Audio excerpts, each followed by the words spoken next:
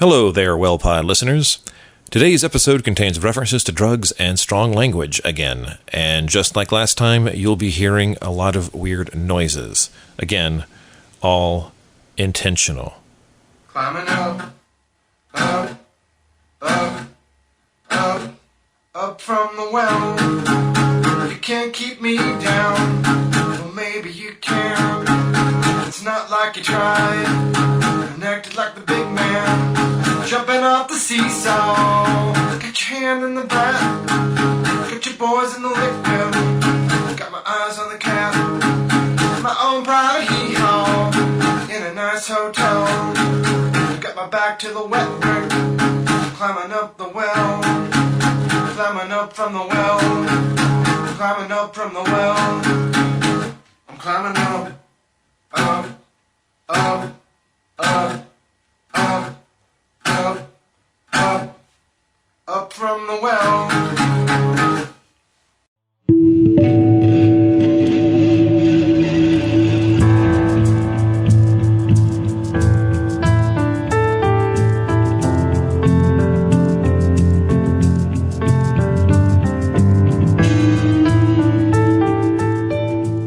Welcome to The Well. I'm Brandon Edgens, and Anson isn't here. But from what I've managed to glean from his Instagram, he, went to a Star Trek convention or something. Anyway, on with the episode. First of all, Lou did not write that opening song for us. He just happened to have a song called Up From the Well, so I used it.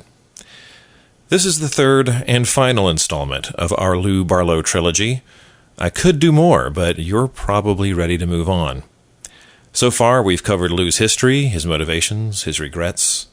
Lou can seem kind of down sometimes. I mean, I was always really kind of insulted when people were like, "You're so sad," and you're. I'm like, "It's not. No, I swear, not everyone. There's a few songs I've written that are definitely real bummers." Which is why some, not me, have called him the godfather of emo.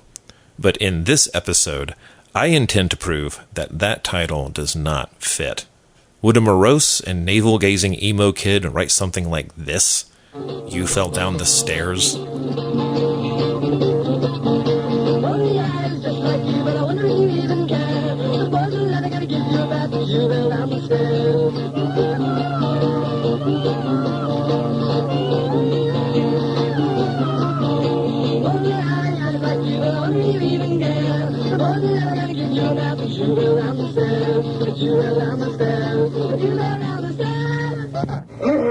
Where the hell are you? Me? I'm his cousin Beaver. Yeah. You don't believe me? You're not smart. I mean? Am I dumb? Well, you're going to be a little bit dumber, too, when the police get you.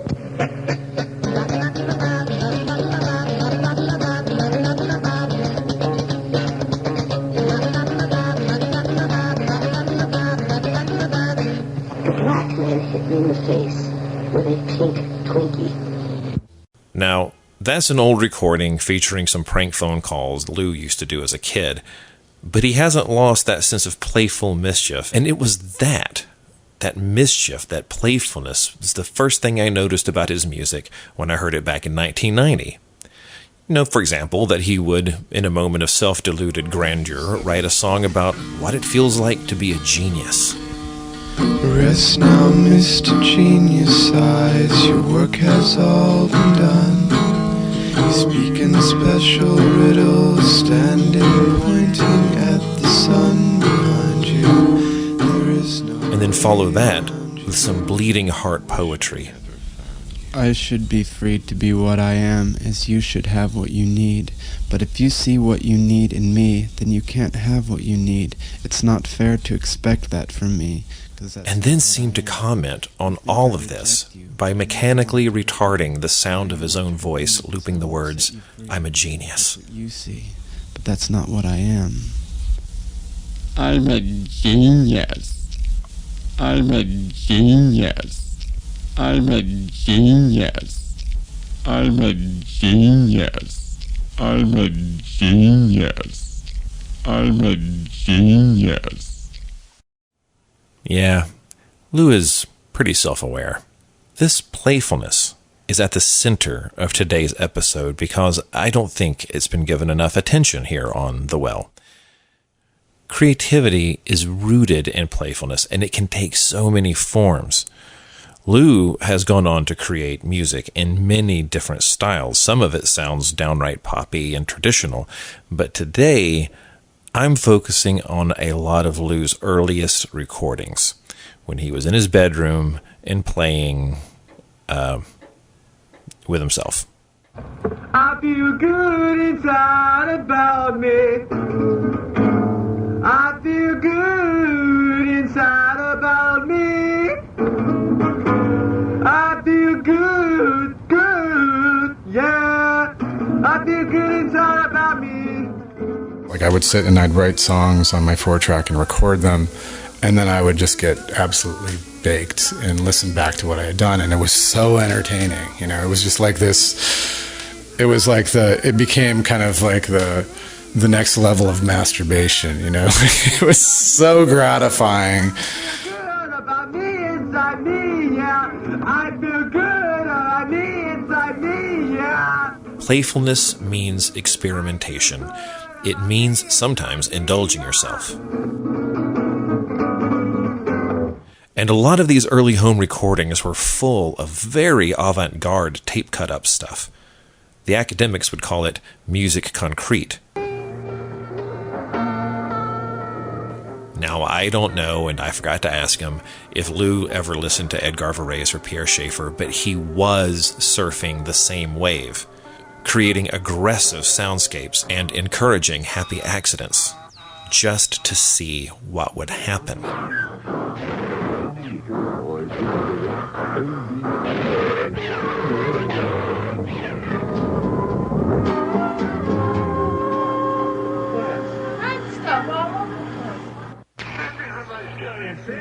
No, people are upset.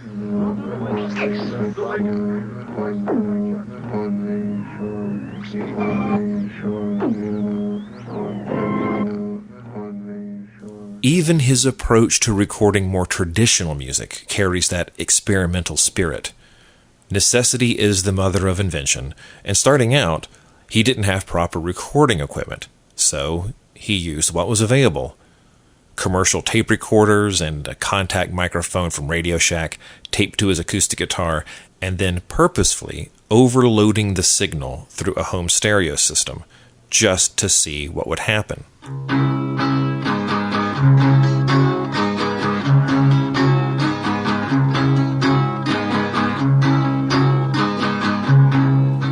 And what happened was this distinct, resonant kind of distortion you could never get, still can't get, from a fancy guitar amp or expensive pedal. Speaking of the experimental side of what I did, I mean, when I did really start writing songs I started writing songs on like a 4-string, you know, on a ukulele, basically, a baritone ukulele. And then I would take guitars and modify the strings to a 4-string tuning. And I had these ideas of like this lower, deeper, sort of rhythmic strumming based folk music, you know, it's interspersed with like this tape experiments and this kind of like, and I do wish I had just kept doing that. You know what I mean? This sound is signature Lou Barlow. I think I might have grown beyond. Think by now I might have learned. Should have learned to grow beyond. All gone now, clear the way. Doggone for me on right to lay. This is my peaceful request. I need truth like a medal on my chest.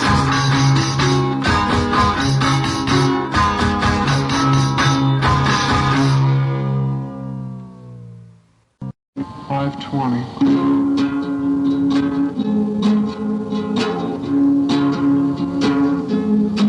Now, listen to the sustained tone in this song.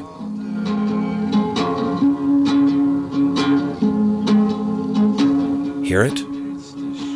What you're hearing is an artifact from the recording process itself, carefully engineered into the recording by the reinforcement of sound by the synchronous vibration of a neighboring object. In this case, the stereo speakers are causing the guitar strings to vibrate and then feed that vibration back into the microphone, and it repeats and it repeats and it repeats.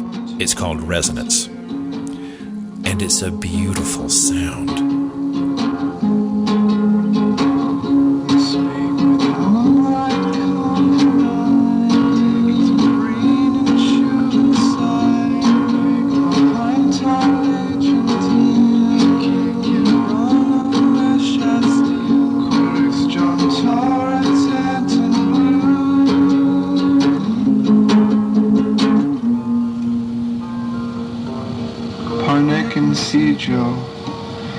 Sitzen Rakten Finja, Borderlay Shoulder Hindrance Ria.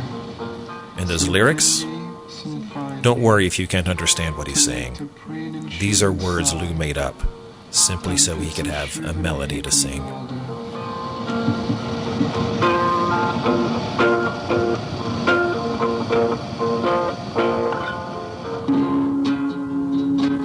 There are no rules.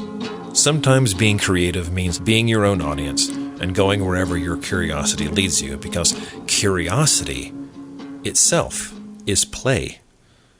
Exploring the perimeter of your environment is part of this.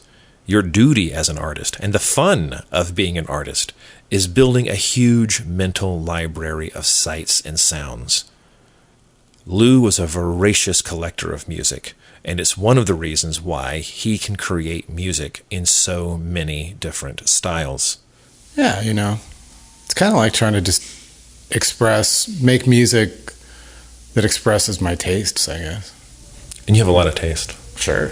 Yeah. I got tons of taste. You know what I mean? It's like I'm not one to really have guilty favorites, and I absolutely, one thing that really got me into punk rock was the total disregard for musicianship and what came before, that idea of like clearing the, but at the same time, I like that idea because I think that was it was a really good time for that idea, like in the early 1980s, it was a really good time for that, kind of attitude and really giving, especially for like young people, to be like, look, you don't have to be, the record you make does not have to sound like Roundabout by Yes, and you don't have to be, you don't have to, because at that point, it's like rock music anyway had become very intricate, really, and I just really thought that was very off-putting to me. So making it simple, and that was something that was really, that empowered me, so.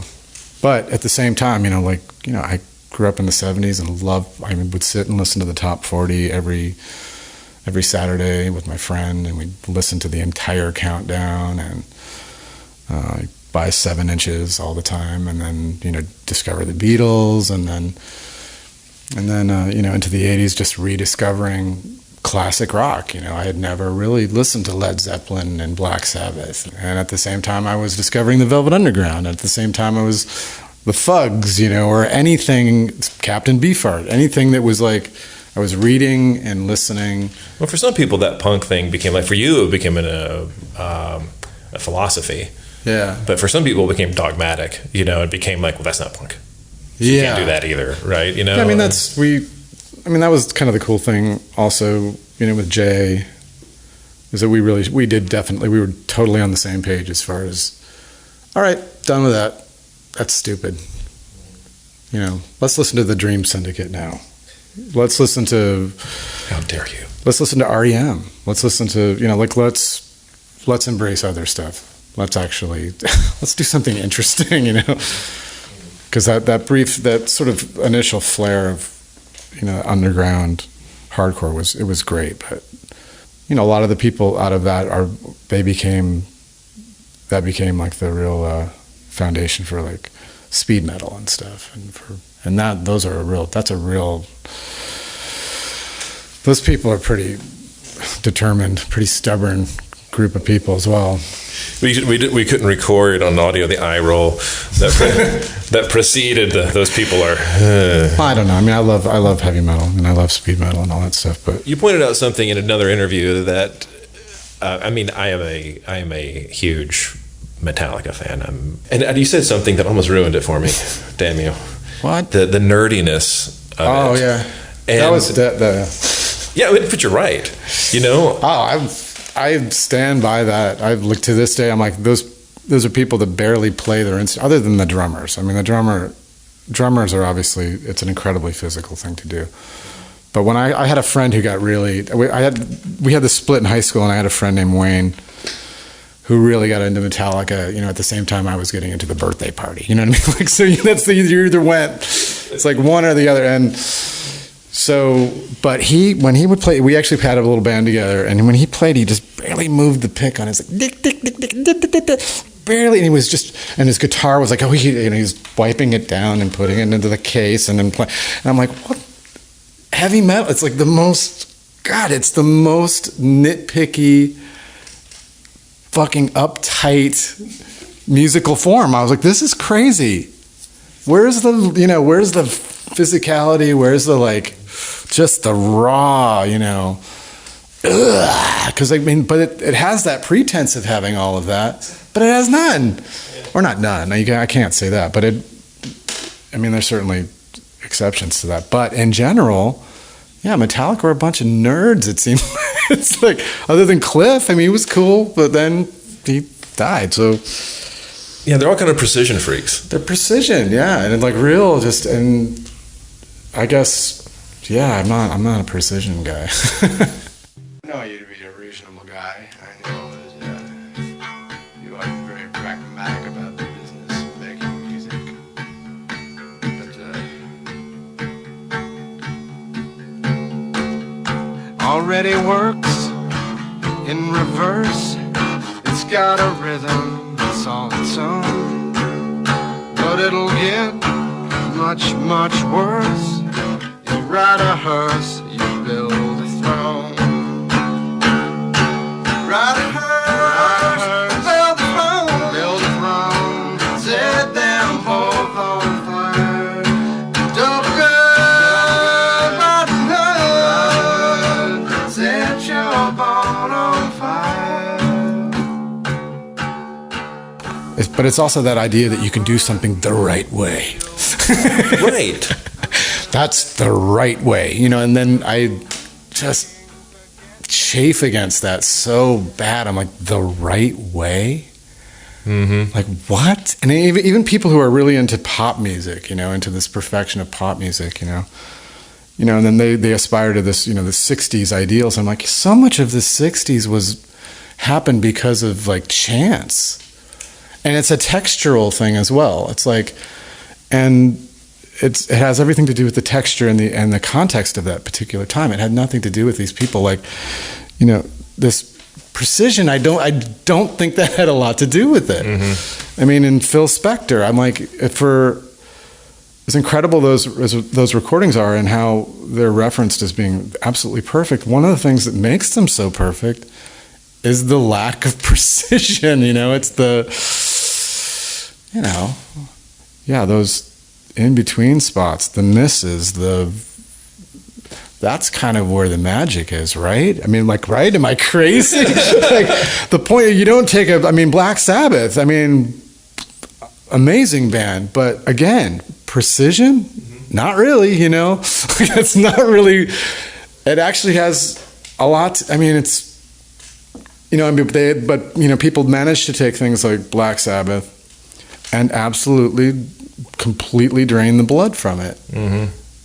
and speed it up and create these, like, little nerdy little warscapes, you know, and it's hilarious, you know, just this is a song about being trapped in a coffin. Ah! You're like, oh, okay.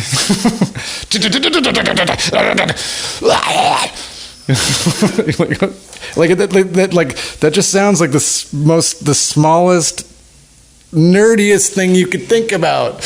It doesn't sound scary and big and, like, challenging. It sounds pretty tight. Yeah. Constricted. You know, it sounds, I feel like I'm in a coffin. Playfulness is not being restricted. It means you can look at anything and ask yourself these two words, my favorite two-word combination in the English language. What if? It can lead you to ideas that start out funny, and in this case blasphemous if you're Catholic like Lou is, but then becomes something else entirely. Like, what if you had an affair with your brother's wife, and she covers it up with a lie that saves not only you, but all of mankind? In this song, which is the most unlikely and beautiful of love songs I've ever heard. Immaculate conception, yeah, right. Crazy Mary, good that you lied. Attest to maybe, seed of the Lord, breaking the law with the man next door. Blame it on an angel, they'll believe. Joseph will wonder, but you know he won't leave. 'Cause they all love you, I still do. Magic in the air, swirling all around you. Mary, Mary, under the veil of stars, you changed the world, you broke my heart. Thank you, Mary, you saved me too. They'd stone us both if they ever knew.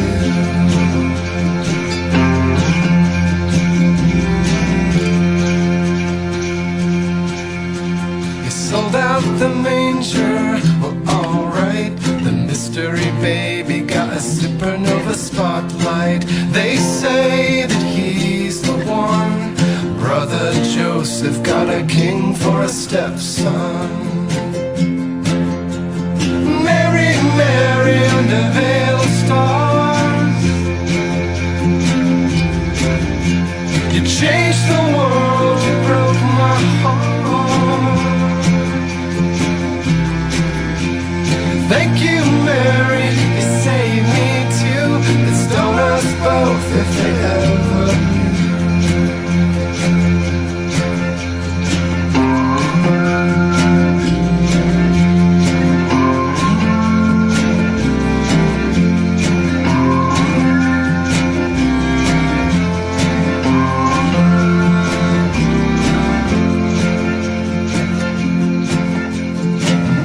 kissed me and we lost control. The oldest story never told. Crazy Mary, you're forever divine. They'll never know the baby's mine. Mary, Mary, under veil of star, changed the world, you broke my heart. You changed the world, you broke my heart. Thank you, Mary, you saved me too. They'd stone us both if they ever knew. They'll never know the baby's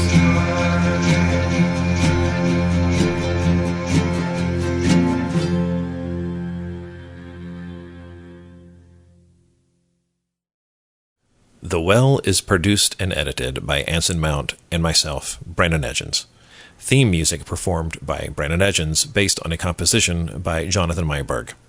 For more on all the music in this episode, please visit our website, thewellpod.com. Special thanks to Lou Barlow from the bottom of my heart for all of his music. And please leave us a review on iTunes, and while you're there, pick up some Lou Barlow records. And you know, before we sat down to do the interview, I told Lou I had a terrible headache and that I was having trouble operating my tape recorder.